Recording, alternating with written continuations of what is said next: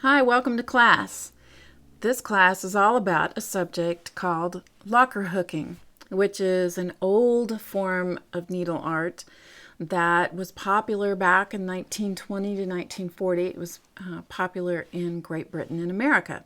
I'm Barb Owen of Barb Owen Designs, and this class is all about locker hooking. So let's get started. First thing I'm going to show you is supplies. So here are some of the supplies that we're going to use in this class. Now, before I tell you supplies, I should probably tell you a little bit about the history of locker hooking. Locker hooking became, as I said, popular between 1920 and 1940, popular in Great Britain as well as in America. It was a popular way to make rugs for a lot of people back then. But we've taken it to a different level today because what we're going to do is make some cool stuff like this. I'm not going to actually do a bracelet today, but this is locker hooking, and it's certainly not a rug. Okay, so the process of locker hooking is similar to creating rugs in that there's a canvas used and there's a hook and you pull up loops and so forth. What makes this different in locker hooking is that the loops are pulled up, but then there is something that's pulled through the loops that actually locks the loops in place, and hence the name locker hooking. And we're going to use different materials today in class than was popular when they first started doing it. They used yarns or they used unspun wool. I'm going to use fabric, and so that's what we're going to do. So let's get back to the supply list. As I said, you're going to need a canvas, some kind of rug canvas, and so we're just going to use the kind of canvas that is used in literally in rug hooking, the rug hooking type of canvas. It's very, very stiff, and this is what it looks like. So this is the label that came on this. You can buy it in a package like this, which is the way I bought it. And the mesh on this is 3.75. And so this is the mesh that you see right here. So the 3.75 refers to the number of mesh in an inch. And there are some other meshes available as well, but this one happens to be 3.75, and it's pretty easily found in your craft stores and so forth.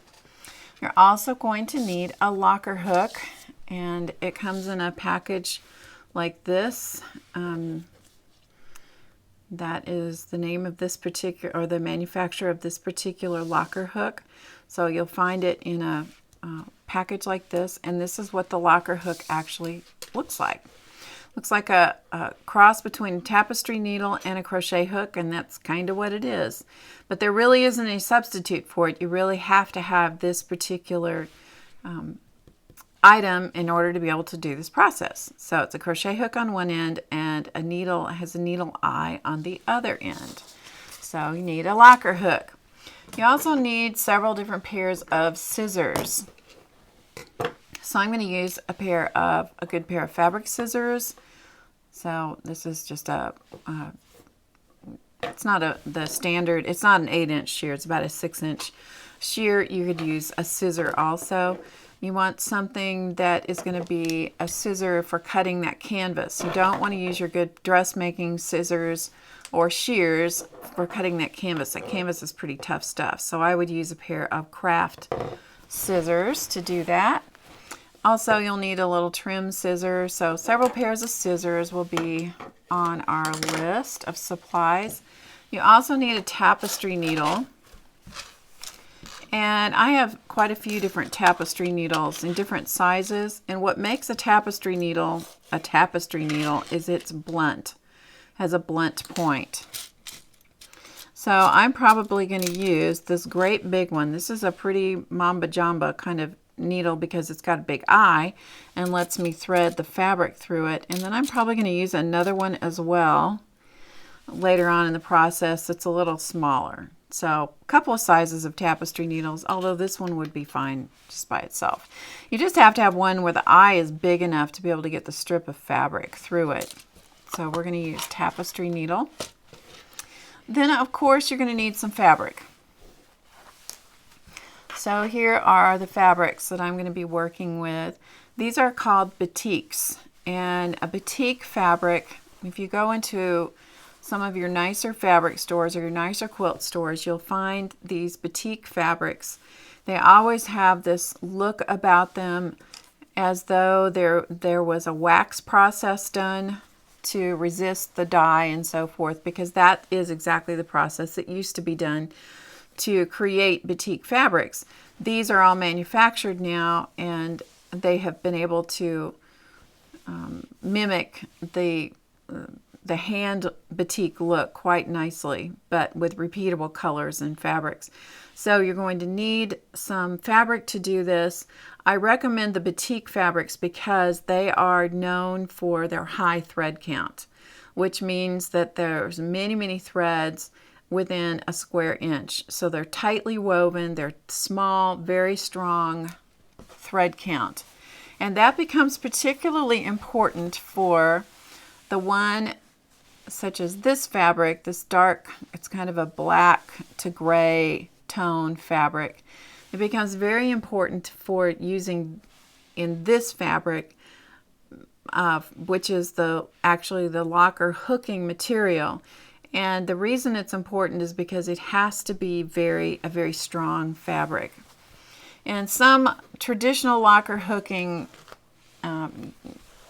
uses, they use string as their locker hooking material. I'm actually using fabric, and I'll show you why it's important. Because here is a piece of my batik strip that I'm going to use. And here is a piece of cotton, quilting cotton, that I had in my stash of fabrics.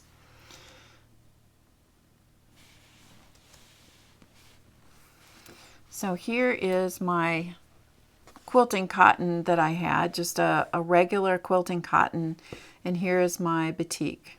Okay, so they're the same width strips, and here's another piece that I actually used a little bit. But here's what happens to this. Look. Do you see how it just pulls apart? This is not good for what we're going to do because it's too fragile and the thread count is not high enough. But on the batik fabrics, I am putting a lot of pressure on that fabric and it doesn't pull apart. That's because of that high thread count. So that's why I recommend that you use a batik fabric when you're doing this process. And besides that, they're absolutely beautiful. They're bright and beautiful. And I'll show you an example here of using these exact batik fabrics. Look how beautiful those show up. The colors are stunning.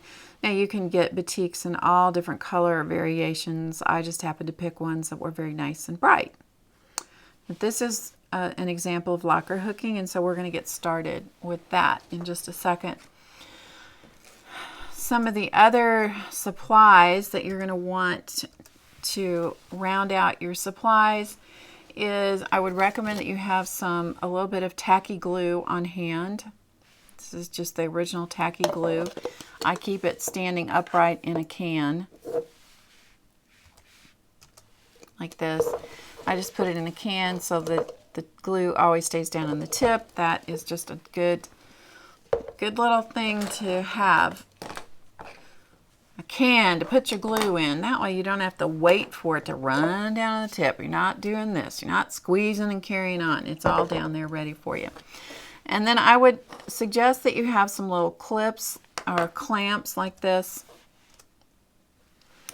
These clamps, it doesn't have to be this exact one with magnets on the back or any of that kind of thing, but it's just nice to have something that you can use to clamp when you use the glue in just a moment. And I would recommend that you have a ruler of some kind so that you can cut your strips accurately. All right, that's all the supplies that you need. So we're ready to get crack-a-lackin'.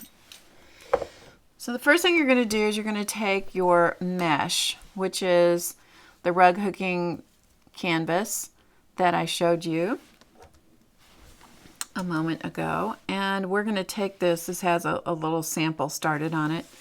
We're going to decide how big we want our finished piece to be.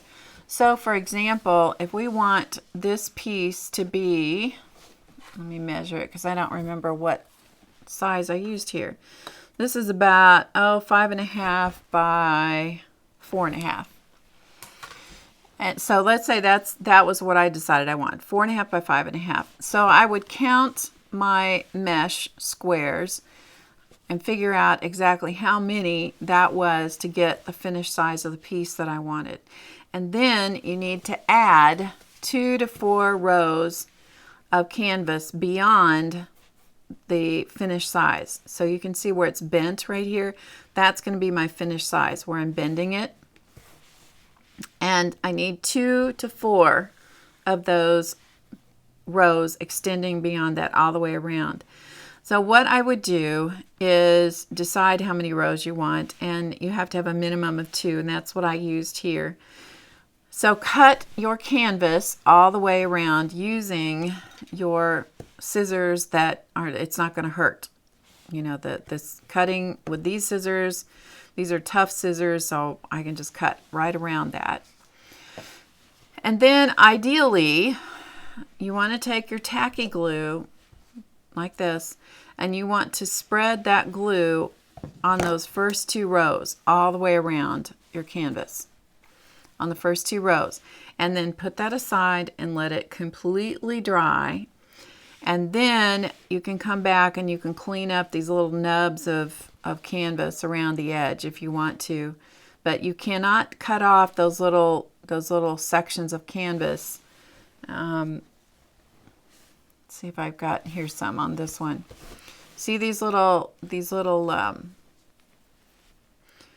pieces of the thread from the canvas? You can't cut those off unless you've applied glue all the way around here, because if you cut that off right up next to that thread, that part of the mesh of the canvas, it will start unraveling, and that's not so good. So it's a good idea to use the glue and apply the glue on this excess all the way around. Now another thing that you might want to consider doing too is in this corner, because we're going to turn this canvas down all the way around. So you're going to have this all turned under before you ever begin the locker hooking process. You're going to end up with a lot of stuff right here in this corner. So you can actually carefully trim out part of this underlap, as it were. You can cut out part of that, but that is imperative that you put glue under that. And what I would do is put the glue under there and turn this over. So for example, we can cut out part of this bulk right in here. So I've cut out part of that bulk right there. And then what I'm going to do is I'm going to take some glue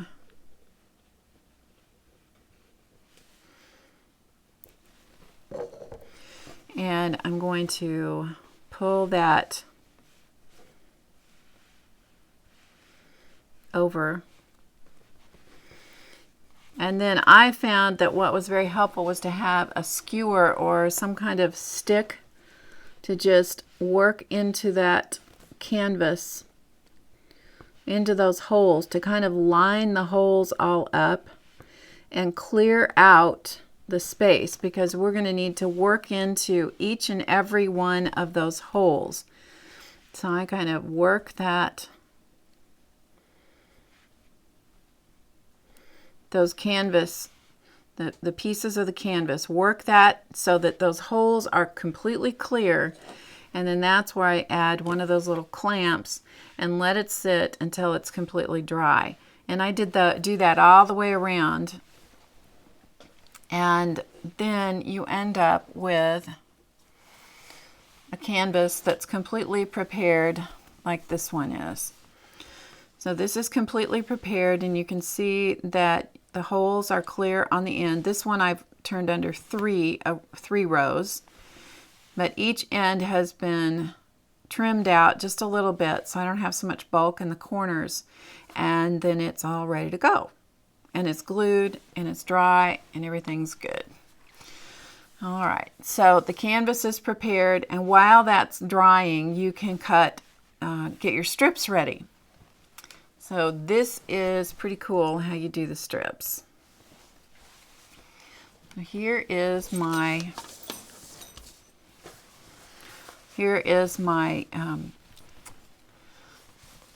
this fabric does two things. This one is the locker hooking material, and it's also my edging strip. So what I'm going to do, this is the lengthwise. This is where the selvage edge was here. So it's the length of the fabric I purchased. I'm going to make a snip every 1/2 inch .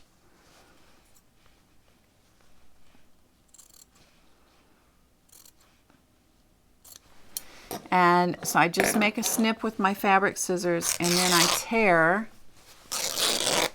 those strips.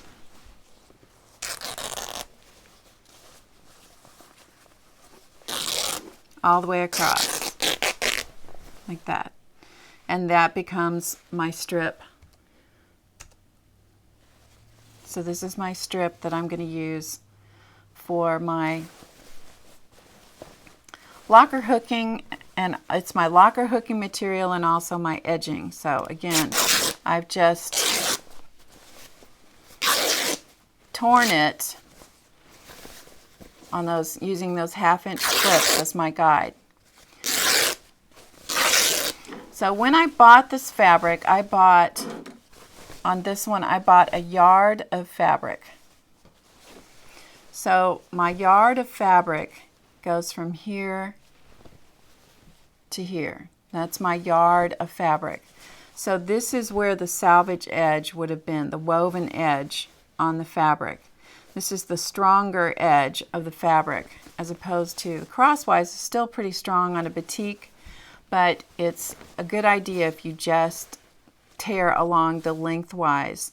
If you don't want to do that, if you would rather use the crosswise of the fabric, that's okay, you can do that as well.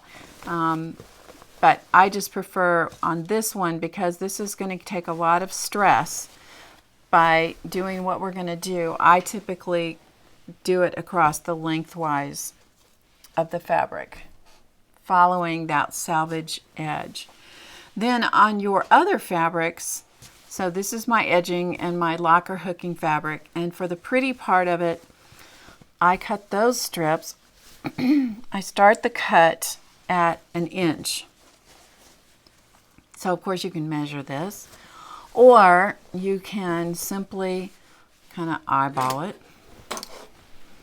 So gauge 1 inch like so, and you can just tear the strips.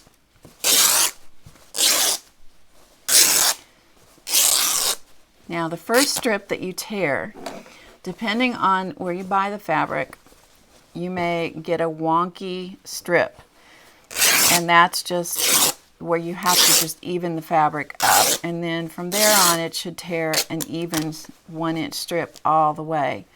So you end up with all these nicely torn strips.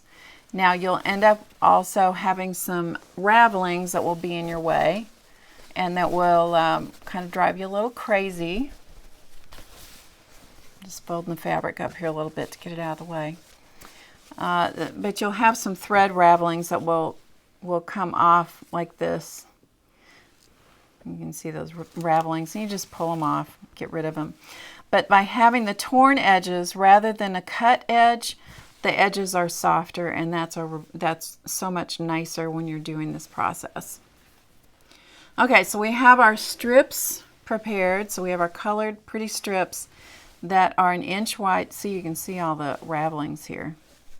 See all those thread ravelings? You just kind of have to deal with, you just simply have to deal with those. Just pull them off. If they get all tangled up, just take your scissors and just cut some of them if they get tangled. But usually you can just do like this and get a hold of them and just just pull them out of the mess. Pull them out of your way. Be the boss. So the first step is to use one of your strips, your edging strips. So this is my dark color fabric. I'm going to kind of de-thread the edge. So here's my strip, and I'm going to use my tapestry needle that I can thread the end of this fabric through. That's why you want to have a big old needle. And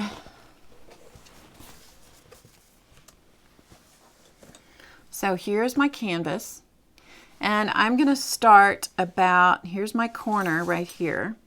I'm going to start a few squares over from the corner. It's not great to start in a corner, so I'm going to start a few squares away from the corner. And I'm going to leave a little tail of fabric, and I'm going to lay that down. I'm right-handed, so I'm going to move from right to left. If you were left-handed, you'd be doing the opposite. I'm going to lay the thread tail, the fabric tail, against the edge, the folded edge of my canvas, and I'm going to come under the first square, and I'm wrapping over the edge of the canvas, and I'm catching that thread tail as I go. So you can see how I'm wrapping over that, catching that thread tail as I go. And you don't need to pull this real tight, but you do need to take the tension off of this. So you're just whip stitching, which means you go over and just whip over the edge, catching every hole in your canvas.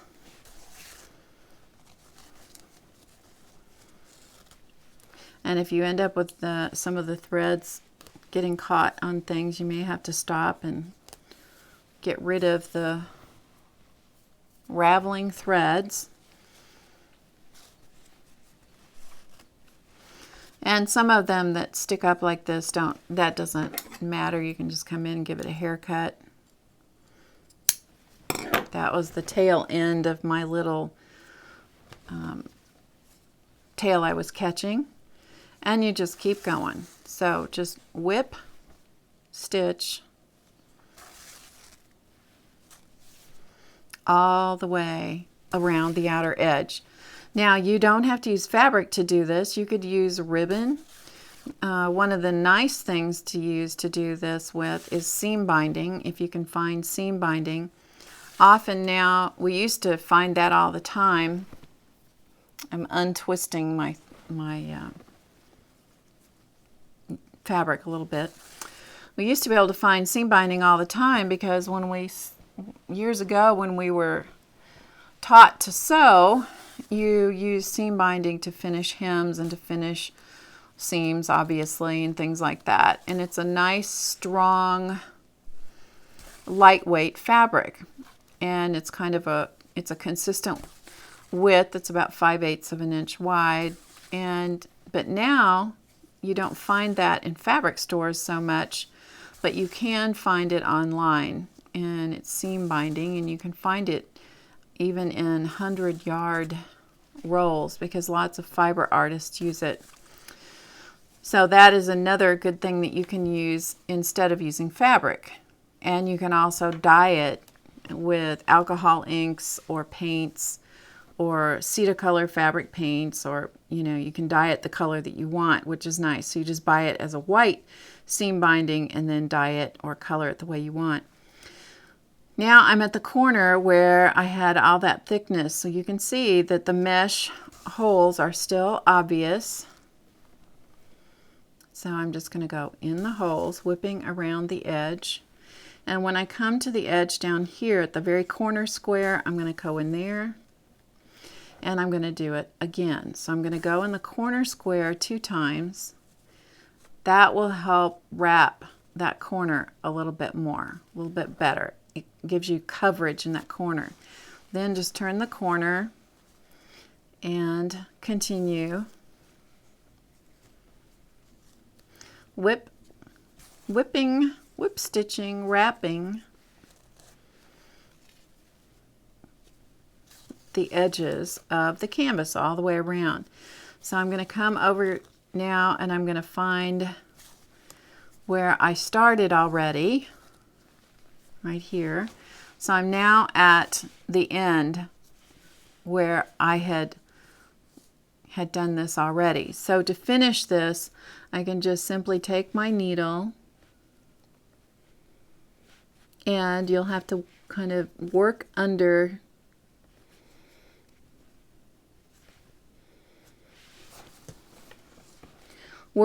some of those stitches. So work your needle under 2 or 3 of those wraps. So I'm just sticking it under there, and then I'm going to pull my needle. And if you have trouble pulling a needle through like this,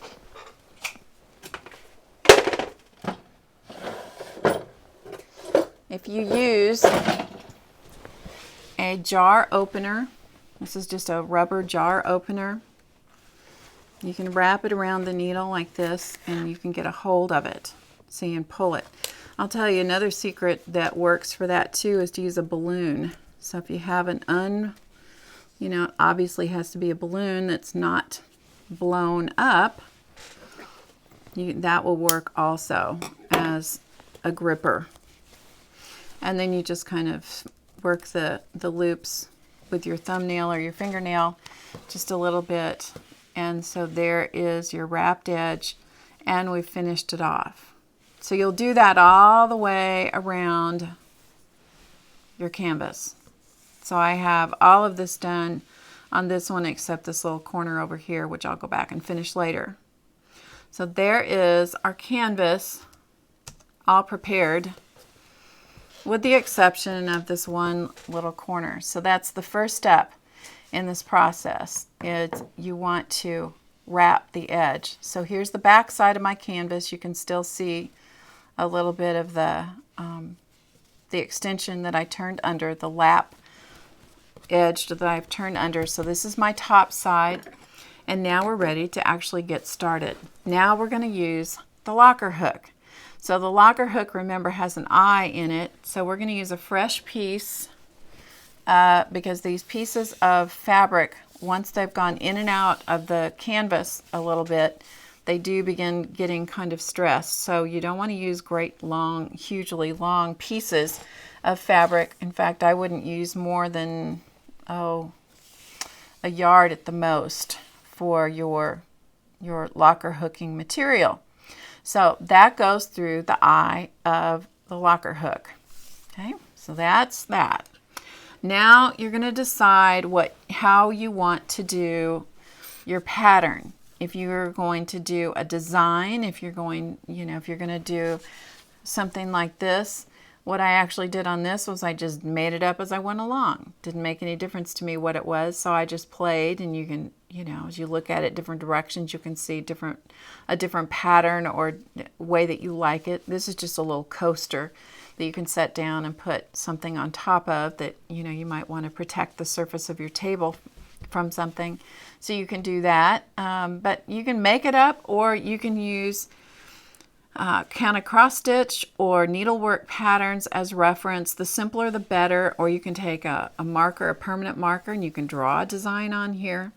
Just whatever you want to do. Or as I'm going to do, I'm just going to enjoy the serendipity quality of, let's see what happens. Now, the trickiest part to this entire thing is getting it started. And sometimes in this very corner square up here where we did 2 stitches, up here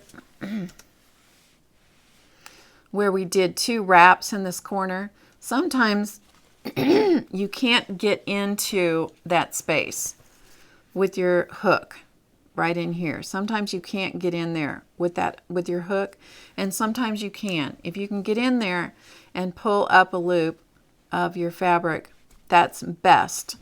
So I got the hook through there. My fabric, my pretty fabric, is going to go behind the mesh, behind the canvas, and I'm going to get under here, and I'm going to wrap the hook, catch it in the hook, and pull it up.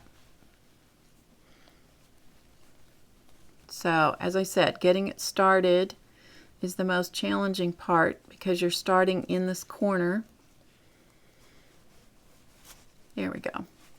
Okay, so we're going to pull that loop up in this corner. My apologies for not allowing you to see that. It was being a little testy.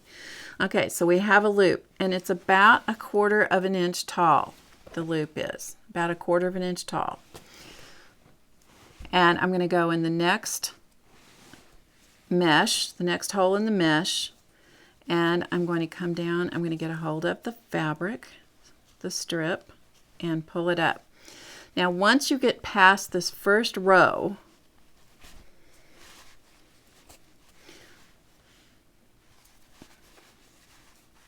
pull that up again. Hang on just a second. As soon as I get it pulled up, I'll be able to show it to you better.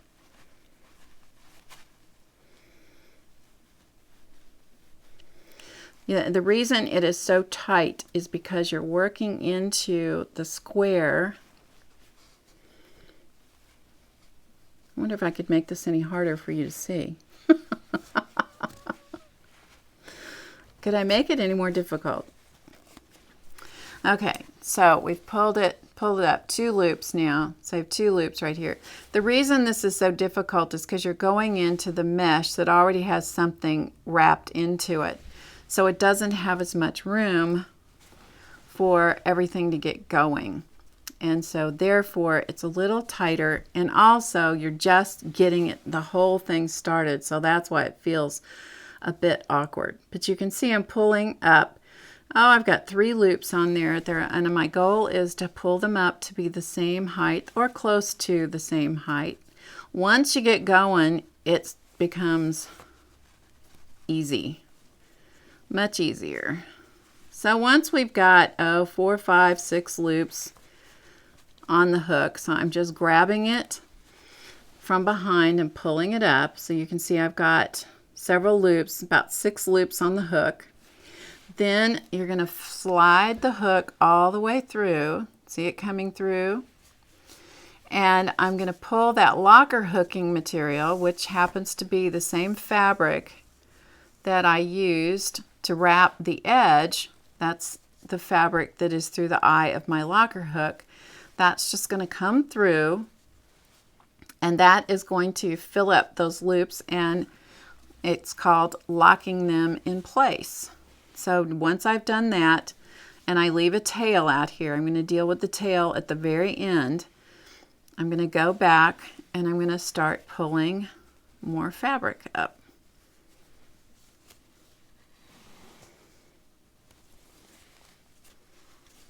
So just simply pull the loops up, again trying to get them to be the same size as much as possible. Realize that this is a hand work, and you're also working with fabric, so it tends to be, have the look of the hand about it. So once I've got 5, 6 loops, something like that, then I'll push the hook through. I'll just pull it all the way through, and be careful that you don't pull the tail through. So pull that locker hooking material through, and I usually hold the tail over here just to make sure. All right, so now I have it pulled through the loops, and now I keep going. So we're going to go again. So I just keep pulling the loops, getting them with the crochet hook from underneath and pulling them up through the canvas. And this is the first row, which is shared with the wrapping on the edge. So these holes are a little tighter than the ones as you get into the next row, where you're not working with something where it's already got something in the mesh.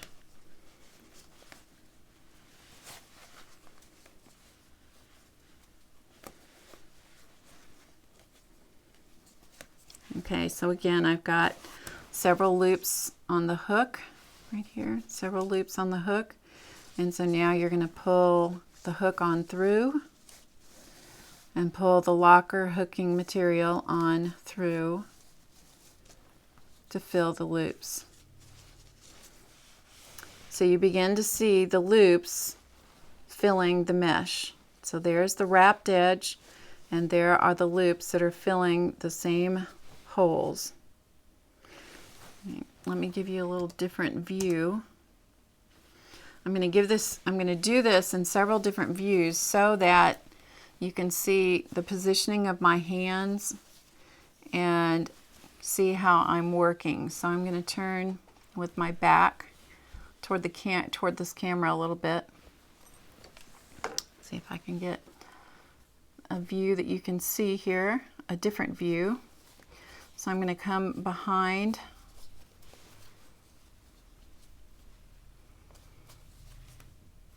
So I'm just picking up the fabric, the pretty fabric from behind, and pulling it up into the canvas.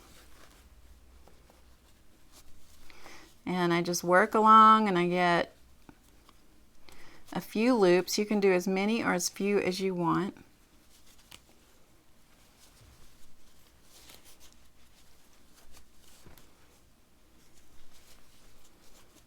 Okay, so I've got loops on the hook, and then slide it through to pull the locker hooking material through the loops, and that locks them in place and kind of fills them up.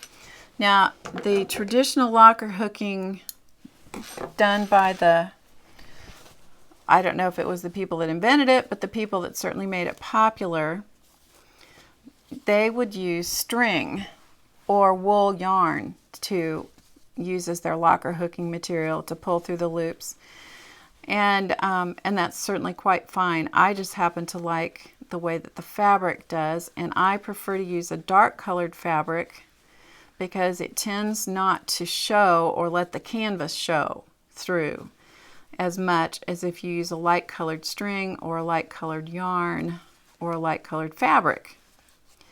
It will show more between the loops, and so I happen to like the dark color better.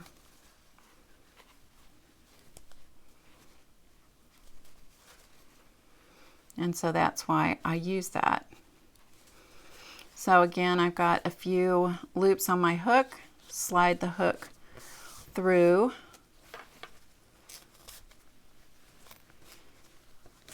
And sometimes you may get one of those thread ravelings that kind of becomes a problem. Just snip it so that you get it to behave, as it were, behave.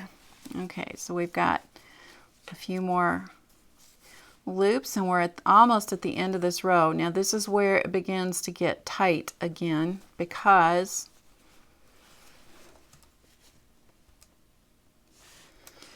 we're here at the end where we're coming into this corner. So you just have to be the boss and make sure that you're pulling your loop into, not catching any of those extra little bits of canvas. That's why I said you got to keep those holes clear on these corners. You've got to have it absolutely clear, which is why I was being so picky earlier about keeping that hole lined up so it was a clear hole. There wasn't a bunch of canvas or strings obscuring my view there in those holes. Now I'm just pulling up one loop at a time here just because I'm working in this corner, and I've got one more right in the corner. If I can get the hook down there and if I can get it back up, we are home free. So I know this looks a little awkward here,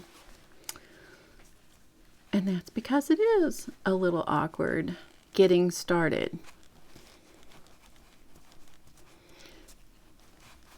Okay, come on with me, work with me, baby, work. And if you need to, use your gripper to just help you with the hook. There we go. The only reason it's so tight is because you're in the corner where you have all this extra stuff, where you've wrapped. And not only have you wrapped one stitch on that corner, right here in this corner, we've wrapped two into that corner. So it's super tight, but you can still pull it up, no problem. All right, now I'm coming to the end of my pretty fabric, and I need to add another piece. So I need to show you what to do that. Now I can add another fabric strip of the same color, or I can add, let's do one that's completely different. So we're going to add a green strip. So here's my strip I'm going to add on. So I'm going to take the strip that I'm going to add on, and I'm going to bend the end over just a little bit, maybe 3/4 of an inch or so.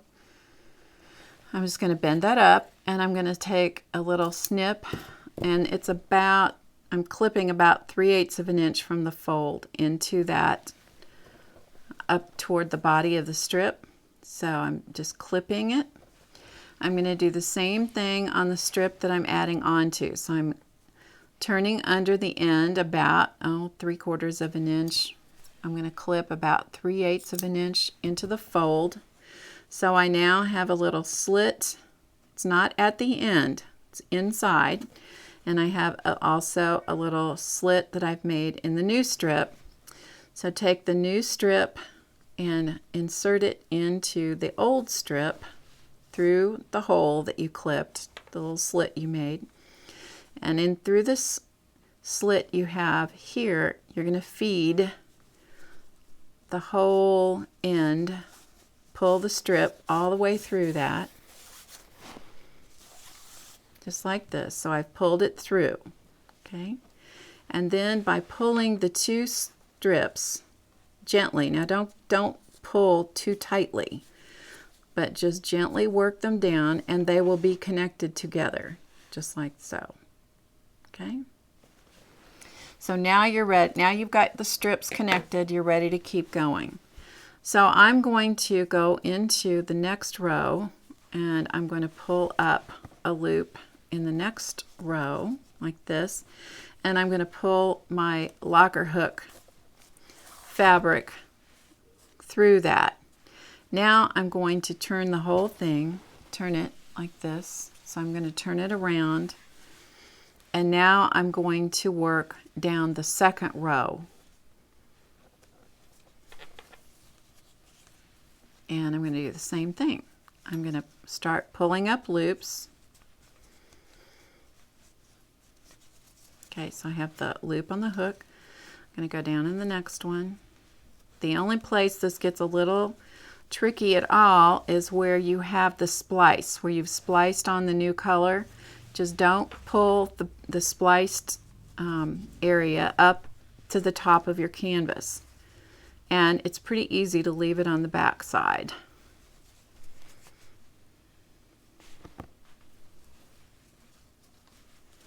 Okay, so I've pulled up several loops. The splice is right here on the back. That's where I've added one color onto the next. It just stayed on the back, and then I'm going to pull my locker hooking material,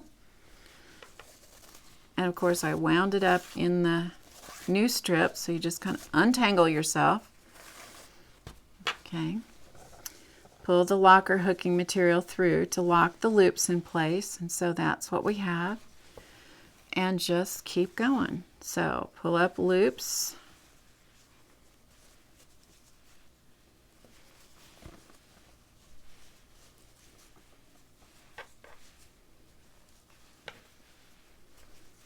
on the hook,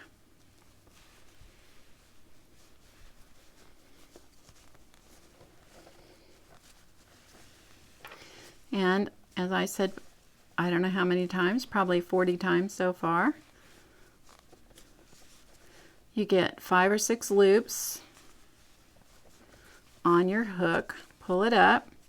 So we have the loops, and again we're trying to get them to be all about the same height, and then pull the hook through. So you've pulled the locker hooking material through to fill up and lock in place your loops. So we'll do a few more here.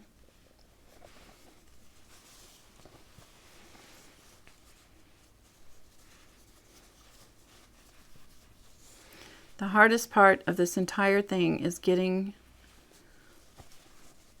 your hands sorted out so that you can get a hold, so you know how to hang on to the fabric back here. And once you kind of figure out how to hang on to the fabric so that you can reach through with the hook and grab it, it's not difficult. But you feel kind of like you're all thumbs and you're all uncoordinated is what it feels like as you're working, and then you have to deal with the sort of raveling edges of the fabric strips, and that it just comes with the territory because it's torn. But the torn edges are so much softer, and that's why I prefer to tear them rather than cut them. And so you just pull it across, and there you have your locker hooking taking place as you move across. And then as the fabrics kind of relax, which they will do, they'll tend to fill in the mesh, and then you don't see much of you won't see as much of that mesh down there of the canvas as you do right now, because the fabrics are they're kind of a little stressed out because they have been pulled and twisted and pulled and twisted. But they'll begin to relax and fill in even more as you move along. So I'm going to show you once again how to splice those strips together, because this is an important thing for you to know how to do. I just keep adding the strips as much as I possibly can from one to the next until so I can just keep going. And that makes your work in the very end of having to pull the ends through a lot less. So here's the strip. Let's say this is the old strip. So this is the end of the old strip. I'm going to bend it up. So turn up the end about 3/4 of an inch, and you want to clip into it about 3/8 of an inch or so. A little slit. On the new strip, same thing. Turn up the end of it. Clip about 3/8 of an inch, like so. All right, now one end, let's say this is the end that's attached to your canvas. So there's the slit. You're going to take the other one, the other end, push it through the little slit, like so. So I pulled it through. So now I have another little clip. So all you want to do now is to take the rest of the pink strip, the new strip, and bring it through that little clip. So just bring it through. Thread it through the little clip. And just keep pulling till it's all the way through. And then just gently pull these two strips. Gently. And then it will make a splice there, and so those two strips are now connected to each other. And then as you continue the locker hooking process, this will stay on the back of the mesh like this right here. That's where I spliced it, right there. And that's going to stay on the back of the mesh. That's really too bulky for it to even try to pull through to the top side, so it works out pretty well. Then in the end, when you're all completely finished, if this is sticking up like this, which sometimes that will happen, it will stick up just like this, then I will take my tacky glue and I'm going to come in here and very sparingly, I'm going to put a little bit of glue there underneath that splice. And then I'm going to use my fingers and I'm going to smash, literally, it's a technical term, I'm going to smash that splice down into the glue and put some pressure on it with my fingers, and then just hold it for a little bit, and it will just kind of magically melt into the canvas under there and the other pieces of fabric that you have, those loops back there. And it's just really cool the way that those splices will just kind of melt into the fabric. So for example, on this one, there's a splice right here. And there's a splice, let me see, where else is one? There's a splice right here. This is not ideal to have it at the very end. That's tough to turn a corner and have a splice. But it works if you're just determined. Here's another one right here. There's a pink splice right there. But I did the same thing on each one of these. I just lifted up the little edges. This is when I was completely done with the back side. And then put just a tiny little bit of the tacky glue in that area right there, and then just gently push it down, just exactly like I showed you on this one. And that will flatten that splice down, and it's just, and you'll never even know it's there. Now, you'll end up, when you're all finished with it, the top side will look like this, and the back side is going to look like, you know, if you change colors very much, you're going to end up with a bunch of loose tails like this. Now, if you don't do that, if you just keep splicing the thread or the fabric strips together like this and just keep going and going and going, you won't have all these tails to work in. But I need to show you what to do if you do have a bunch of tails. You want to go back to your tapestry needle, and from the back side, you're going to find a spot where you can take this fabric tail to the front. So I'm going to come through to the front right there so I can see a place to bring that tail. And then I'm going to simply thread the tail of the fabric through and then pull it through to the top side, like so. So there's the tail brought to the top. And now you're going to use your locker hooking, the end with the eye in it, and you're going to start several loops away from that tail and just kind of wiggle your locker hook through those loops like so. And now I'm going to thread that tail through the eye of the locker hook. Okay, so I've threaded it through the eye of the hook, and now I'm just going to gently work that through those loops. And sometimes you have to help it in the first one, get it started. And I'm just wiggling, so you can see me wiggling back and forth until it pops out where I started. See that? So it's just brought it through those loops. Then you're going to use, it's a good idea to use your little scissors to come in here because you can control them. You don't want to clip anything that you didn't intend to clip. Only clip the tail end of it, and then just kind of use your thumbnails or your fingernails and just kind of spread the loop over that end a little bit. And then you're going to repeat for the other ones. So we'll do it a couple more times here just so you can see what the process is. I'm going to find a spot where I can bring that tail to the top side. Thread the thread through the eye of your tapestry needle. Bring it through. Make sure you don't have a big loop back here. So bring it through.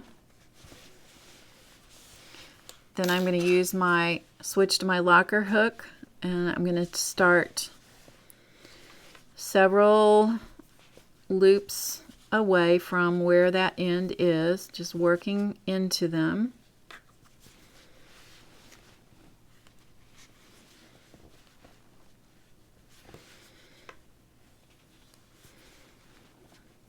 You can also do this with yarn. I think I said that earlier. If you like working with like big, bulky, beautiful yarns, you can do this.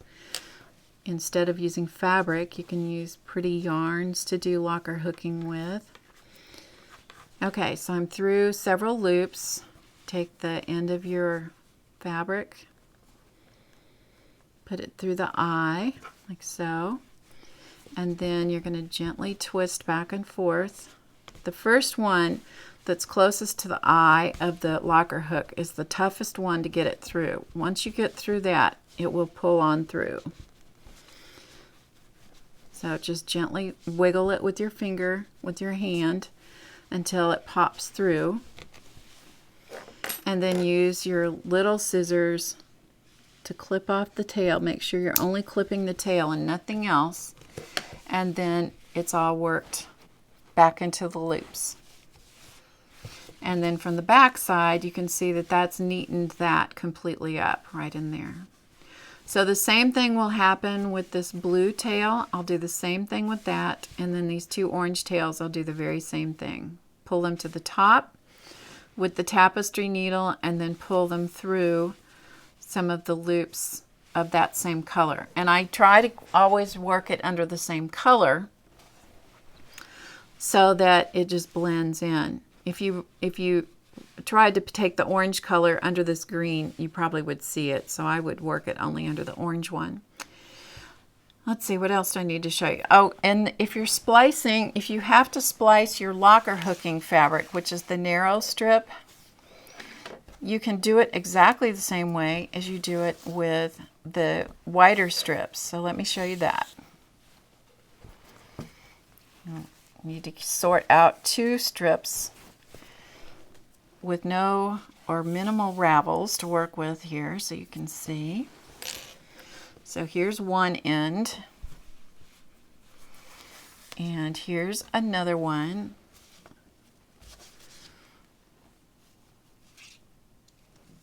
Yeah, here's another one. Now, it's just a narrower version of what we were doing before. So I'm going to turn up the end, and I don't need but about, maybe a 1/4 inch clip in that strip. Same thing on the other end. Turn up the end.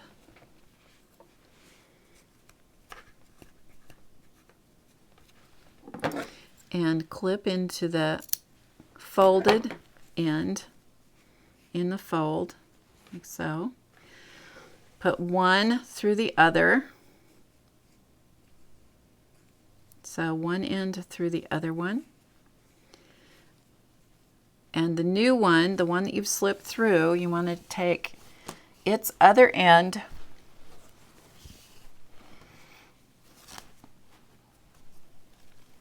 pull some ravels away here for a second. Okay, so just take the other end of that strip and thread it through the little slit. Pull it all the way through. Once you get it pulled through, then gently take those the two ends that you have spliced together gently and snug them up. And so that's where your splice is. So that's how you splice the thin or the narrow strips. It works the same way. You just have to be careful that you make sure that you cut your little splicing slit right in the center of the strip because it's narrow. So what do you do with these? What are the possibilities, or some of the possibilities? I mean, the sky is the limit when it comes to doing this kind of stuff. What are some of the options, and how do you get creative doing locker hooking? So one of the things, of course, you can do is make things like I showed you here, a little coaster that you could set a pot on, a pretty pot, or you could just have it sitting on your furniture, just as a protective coaster type thing. Of course, you can make bracelets. This is one made of different strips of cotton. So this is just a random strip of cotton, and you can see the splices on some of these. That's one of the splices right there. I just allowed it to show and add even more texture to the surface of the bracelet. So this is just literally all different random strips. These were all batiks, but it was all different random strips, different lengths, and the widths were all the same, but different lengths so that I could get different colors. The one I have on is done with silk. So these are all different reds and blacks and burgundy silks. So you can do this in the round. You can make vases. You could make, you know, or vessels of some kind. You could make pots or baskets. I mean, you could get quite elaborate with building structures and things too. You can also make journal covers. So this was a composition notebook, and it was made in one piece. So I decided how big the whole cover was going to need to be by measuring it around the surface. So I took my canvas and I simply bent it, the whole big piece of canvas. I bent it while the book was closed all the way around, front and back, to see how big a piece of canvas I was going to need. So that determined my size for the book cover. So you can see that the reason I had to do that was I had to allow for the part that was going to go around the spine. So I took that one big piece and then I turned the edges under and I wrapped the edges right there, just like I showed you, whip stitched around the edges, and then I started locker hooking the pattern. And then in this case I locker hooked several strips down the spine area, just a strip, and then the rest of these I did in a rectangular pattern. So there's a certain randomness to it, but also a certain pattern. So it's kind of both, kind of random, kind of patterned. And then I glued it to the cover of my composition notebook, but I did not glue it in the spine. You can see that that spine is left free so that it can move. So it moves right in there. And that turned out, that made a really nice journal cover. And it feels good. It just feels really good to hold in your hands. You can also make a spine for a book. If you like to make handmade books, you can make a spine of locker hooking. So this is a book of paste papers. So this happens to be paste papers. This is another class on how to make paste papers and how to create paste papers and how to do extra things in another class called Paste Paper Pizzazz. But this is the spine that I used with locker hooking. So I just created the size piece, exactly the width and the length that I wanted for this book, for the spine, and I locker hooked it. And in this case, I let the pieces of the locker hooking material, which was black, I let those come to the surface. I did not splice them. I let them just be a part of the decoration of the spine of the book. So this is hand-dyed fabric that I had chosen for the pretty loops, and so that lent itself to the character of this book, which is completely hand-done, handmade. Everything about it is handmade, so why not have a handmade spine as well? So it has a locker hooking spine, which is pretty fun. So I bet you will think about different ways that you can create different things with locker hooking. It really is a fun, awfully creative hobby that, as I was showing you, it looks a little awkward when you're trying to get started with that first row. Once you get through the first row, it's a breeze, and it's fun, it's easy, it's fast. It's one of the faster things in the needle arts that you can do. This little piece right here took me maybe beginning to end, maybe, other than finishing these the little tails that I've still got to run in because I needed to show you how to do that. Other than that, this might have taken 2 hours, 2.5 hours to do the whole thing beginning to end, which that's a pretty fast needle art. Pretty fast.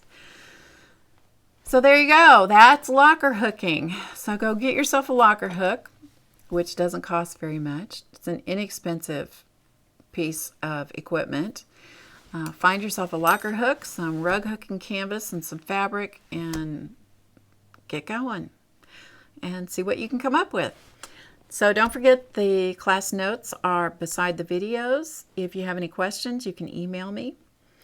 And I'm Barb Owen of Barb Owen Designs and How to Get Creative, and I'll see you again in the next class. If you've enjoyed this class or any of the other classes, I hope you'll tell a friend. And until next time, have a really wonderfully creative day. See you later. Bye.